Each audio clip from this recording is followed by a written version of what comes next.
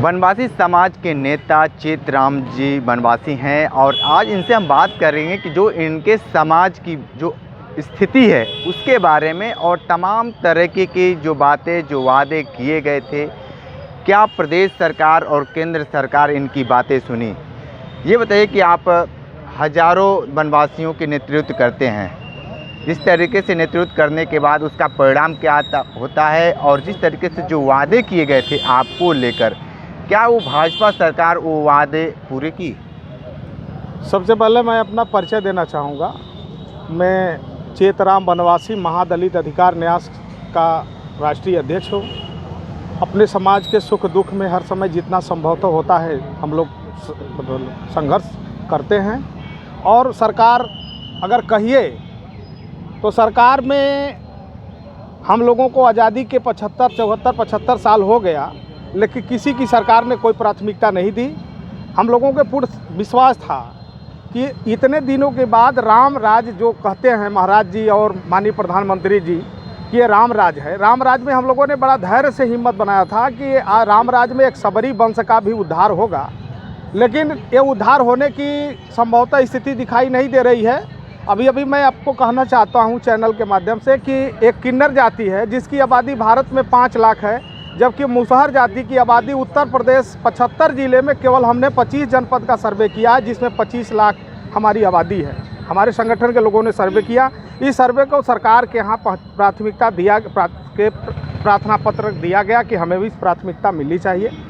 अभी हम देख रहे हैं कि जो सरकार को गाली दिया, ओम प्रकाश जी ने गाली दिया सरकार को, और सरकार को इतना गाली दिया कि हम लोग उसके ओम प्रकाश के खिलाफ में बनवासी समाज लड़ा था। लेकिन आज ज्यों ही सरकार फिर बनी भारतीय जनता पार्टी की, तो माननीय ओम प्रकाश जी को सुरक्षा और बढ़ा दिया गया और उनको फिर से पार्टी में ले लिया गया। लेकिन मुझे दर्द की बात है कि जो हम लोगों ने पार्टी के लिए मुसहर समाज उत्तर प्रदेश की आबादी के अनुसार प्राथमिकता नहीं मिली, और लगता है कि बनवासी समाज भी अनपढ़ जाति है और राम का भी भक्त भी है, लेकिन लगता है कि हम लोगों को भी गाली देने पर ही कुछ मिलेगा।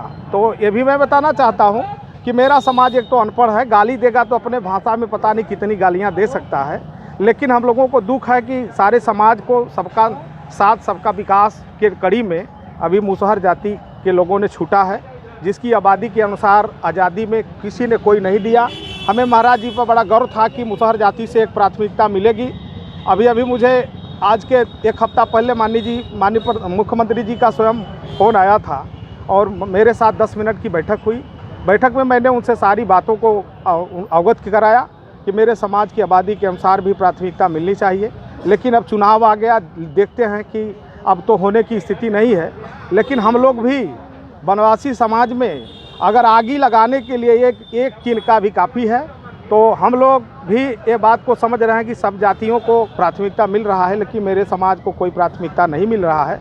और मैं मीडिया भाइयों से और पत्रकारों से कहना चाहूँगा कि आप लोग भी यदि हर समाज का नेतृत्व करते हैं तो आप लोगों के चरणों में मेरा नतमस्तक प्रणाम है, और मैं चाहूँगा कि आप लोग भी मेरे समाज के हर दुखों को पहुँचाने का काम। 1 मिनट, बनवासी समाज सामान्य में आते हैं लोग, क्या आपको लगता है कि जिस तरीके से आप बनवासी समाज सामान्य में आते हैं और आप लोग लड़ाई लड़ रहे हैं कि उनको एसटी में शामिल किया जाए, क्या लगता है कि भारतीय जनता पार्टी और केंद्र में जिसकी सरकार है आप लोगों की वो हक और अधिकार दिलाएगी?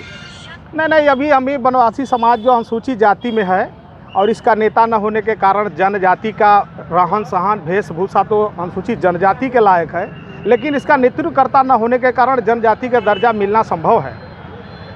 एक तरफ ये देखा जा रहा है कि बनवासियों को भगाया जा रहा है, जिस तरीके से संत विनोबा भावे जो दक्षिणा में उनको मिला था, भीख में उनको ज़मीन मिला था, उस पर लोगों को बसाया था। लेकिन आज के परिवेश में ये देखा जा रहा है कि भारतीय जनता पार्टी और केंद्र की सरकार उस ज़मीनों का अधिग्रहण कर रही है, वहाँ से जो भी इस तरीके के लोग हैं उनको हटाया जा रहा है। उसके लिए आप क्या कहेंगे? देखिए, मैं कहावत कहना चाहूँगा कि जिस बच्चे का अगर माता पिता नहीं है, वो बेचारा अबला है, तो उसको जो चाहे वो मार सकता है। मेरे समाज कहने का अर्थ है कि मेरे समाज का कोई नेतृत्व करता नहीं है। आज उत्तर प्रदेश में अगर सबसे बड़ा हनन होता है तो मुसहर जाति को होता है, चाहे प्रशासनिक हो या तहसील स्तर का हो, चाहे लेखपाल का हो, चाहे ब्लॉक का हो, चाहे कोई संगठन का, ये सरकार की योजनाओं का हो, हमने पूरा सर्वे कर दिया है। हम लोग ज़मीनी नेता हैं, ज़मीनी से चलते हैं और सरकार तो बहुत सारे चीज़ों को पहुंचाती है कि गरीबों तक पहुंचे, लेकिन एक कागज़ मात्र रहता है, पहुंच नहीं पाता है। और आपको एमएलसी का वादा किया गया था कि आपको एमएलसी बनाया गया, आपको एमएलसी क्यों नहीं बनाया गया? माननीय मुख्यमंत्री जी ने 2 बार कार्यक्रम रखा, मुझे 1 दिन का समय दिया, 1 दिन का परीक्षा के लिए। हम लोगों ने उसके सामने परीक्षा में पास हुआ है और उन्होंने ये भी कहा कि वनवासी समाज को एमएलसी बनाया जाएगा, राज्य मंत्री का भी दर्जा दिया जाएगा, लेकिन ऐसा नहीं हुआ। आबादी के अनुसार अब हम 2024 का चुनाव है, अभी हम एक बैठक करना चाहते हैं उत्तर प्रदेश के बॉडी का, और हमें सरकार एक हाथ से थपथपा कर सुलाने का काम किया है, लेकिन आने वाले दिनों में हम लोग भी उत्तर देने का काम करेंगे। ठीक है, तो चेतराम बनवासी थे, ये अपने समाज के लिए लड़ाई लड़ते हैं। जिनके भारतीय जनता पार्टी ने तमाम वादा की थी चुनाव से पहले, लेकिन सामने अब लोकसभा चुनाव है, ये अभी उसी समय उत्तर देंगे जब थोड़ा सा परिणाम सामने ऊपर नीचे रहेगा। विशेष रिपोर्ट कर रहे थे, हमारे साथ बने रहिए न्यूज़ बकेट के साथ, में दीजिए इजाज़त, नमस्कार। पेश है न्यूज बकेट हिंदी मासिक पत्रिका। पढ़ें इस महीने की पूरी खबर विस्तार से हमारे न्यूज बकेट की मैगजीन में। हमारी ई मैगजीन को मुफ्त में पढ़ने के लिए अभी लॉगिन करें www.newsbucket.in पर। इसके अलावा रोज की ताज़ा खबरों के लिए हमारे YouTube चैनल को तुरंत सब्सक्राइब करें।